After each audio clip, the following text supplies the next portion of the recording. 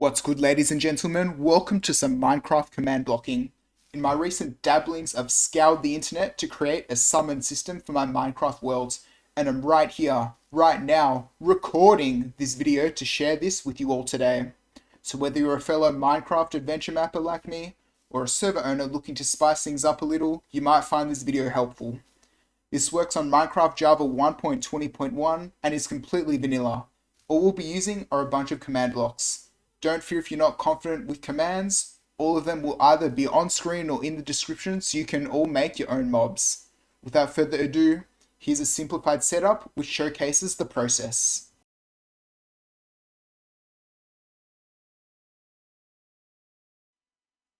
So the way it works is by spawning in two named mobs. The first of which will be our AI, which will determine the behavior of our custom creature. When it's summoned, it will act however Mojang has coded it to act, determining its hostility level and unique interactions. The second entity we're summoning is the puppet. This is the cosmetic appearance of our creature that is summoned with no AI. To simulate the merging of these creatures, we need a repeating command block that teleports the puppet to the AI every tick, which is roughly 20 times per second, and we will have to make the AI mob invisible. So in this example, my mob AI is a creeper named Exploding Frog, and my puppet is a frog named Exploding Frog. The frog is constantly being teleported to the creeper, and since it's invisible, it looks like the frog is walking around by itself. However, upon closer inspection, you'll see that this seemingly normal frog bears the traits of a creeper. It runs away from cats, and it will attempt to blow you up in survival mode.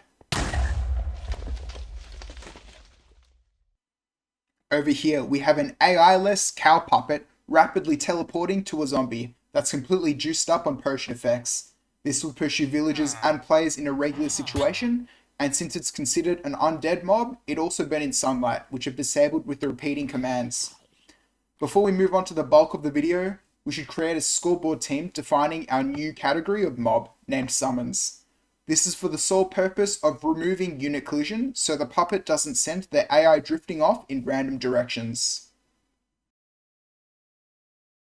Okie dokie, onto the companion summon, which consists of two entities. A wolf named AI Companion, chosen as my AI entity, and a cave spider named Puppet, chosen as my puppet. Step 1. We'll begin the summoning process by killing any pre-existing mobs that fit the AI or puppet's criteria. This ensures that they can be reset should they glitch out or something. Step 2. We're going to summon our AIs with customized NBT tags, which is basically adjusting the mob's characteristics. Our puppet is summoned with no AI and a custom name, and our AI is summoned with silence, a custom name, and the companion tag, which summons a tameable wolf. Step 3. We're going to run a command which modifies our wolf's data and tames it to the nearest player. Step 4. Both entities will join Team Summon to remove unit collision. Step 5. I've granted my entities respective potion effects to set them apart from regular mobs. Step 6. We must constantly teleport our puppet to our AI. And Step 7. If one of the mobs dies, the other must also die. I didn't find a way to merge their health bars, so this was a solution I landed upon. So here's our little spider dog. They will act exactly the same as a tamed wolf because it basically is a tamed wolf. If I right click on it and the animation plays, it will sit. If I take or deal damage to something, it will attack it for me. Some limitations include, number 1, attacking the puppet will cause the wolf to do so as well. Making it sit or attacking something else will fix this.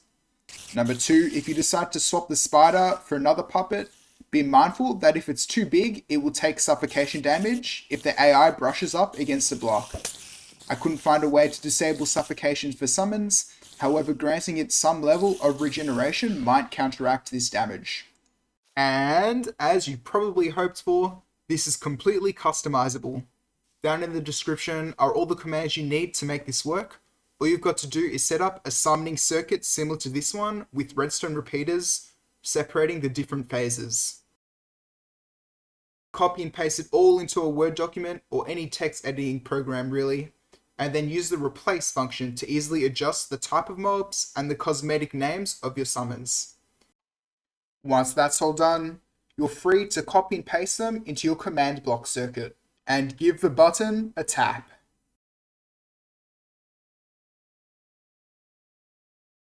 If you wanted to double check how everything's coded into the game, open up a world with commands enabled, type /summon space, and then you can use tab to cycle through all the possible summonable entities. For a few more examples, I've summoned in a pet wisp using an ally as a puppet, and Pandalord Nefarion using a panda, that both use the tamed AI. However, you'd notice it's a challenge interacting with the AI's hitbox if the puppet is too large.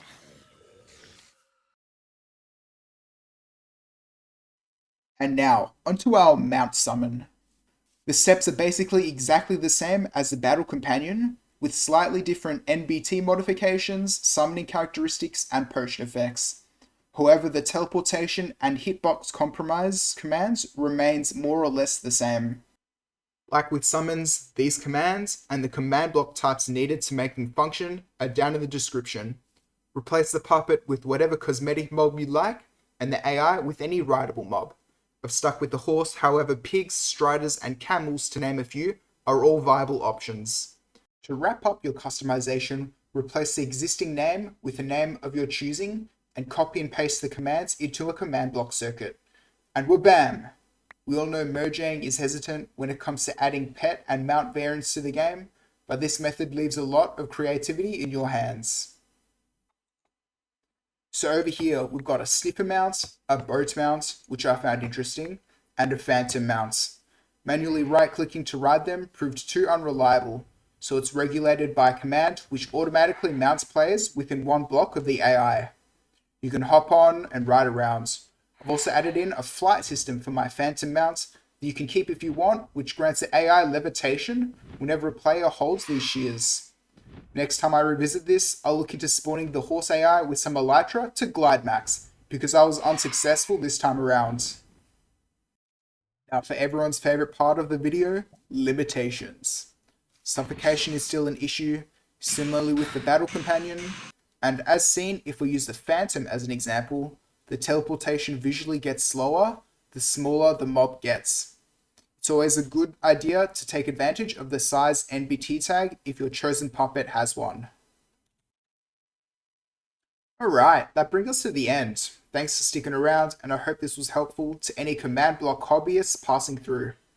Another overall con is that too many command blocks can lag your worlds, and I hear that's when data packs and actual coding come into play, to take some of that strain off the game itself. This was the Java version 1.20.1, take it easy.